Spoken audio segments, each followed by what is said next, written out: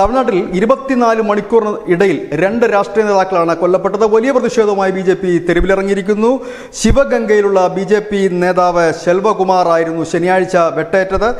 അദ്ദേഹം ഇന്നലെ മരിക്കുകയായിരുന്നു. തുടർന്ന് ശിവഗംഗയിലടക്കം BJP പ്രവർത്തകർ റോഡ് ഉപരോധിച്ചിരിക്കുന്നു. ഇന്നും വിവിധയിടങ്ങളിൽ റോഡ് ഉപരോധിക്കുകയും പ്രതിഷേധം വലിയ രീതിയിൽ ശക്തമാക്കുകയും ചെയ്തിരിക്കുന്നു. അണ്ണാമലെ ഇതിനെതിരെ ഒരു വലിയ സ്റ്റേറ്റ്മെന്റാണ് നടത്തിയിരിക്കുന്നത്. വലിയൊരു പ്രക്ഷോഭത്തിനാണ് ആഹ്വാനം നൽകിയിരിക്കുന്നത്. ഒപ്പം തന്നെ കടവൂർ ജില്ലയിൽ AIADMK നേതാവ് പത്മനാഭനും കൊല്ലപ്പെട്ടിരിക്കുന്നു. 24 മണിക്കൂറിനിടയിൽ 2 രാഷ്ട്രീയ നേതാക്കളാണ് കൊല്ലപ്പെട്ടിരിക്കുന്നത്. നമുക്കറിയാം, കഴിഞ്ഞ 2 ആഴ്ചയ്ക്ക് മുൻപായിരുന്നു BSPയുടെ സംസ്ഥാന അധ്യക്ഷൻ തന്നെ കൊല്ലപ്പെടുന്ന സാഹചര്യം വന്നിരിക്കുന്നു. അങ്ങനെ നിരന്തരം രാഷ്ട്രീയ നേതാക്കളുടെ ഒരു കൊലപാതക പരമ്പര തന്നെയാണ് തമിഴ്നാട്ടിൽ നടക്കുന്നത്. അതിനെതിരെ ഒരു വലിയ പ്രതിഷേധം തന്നെ ഇപ്പോൾ പുറപ്പെട്ടിരിക്കുന്നു. AIADMKയും വലിയ പ്രതിഷേധത്തിലാണ്. ഇതായിട്ട് AIADMKയും BJPയും വിവിധ ഇടങ്ങളിൽ റോഡ് ഉപരോധിക്കുകയും പ്രതിഷേധ പ്രകടനങ്ങൾക്കും മറ്റും ഇന്ന് ആഹ്വാനം ചെയ്തിട്ടുണ്ട്. അതുകൊണ്ട് തന്നെ വലിയ ജാഗ്രതയിലാണ് തമിഴ്നാട്.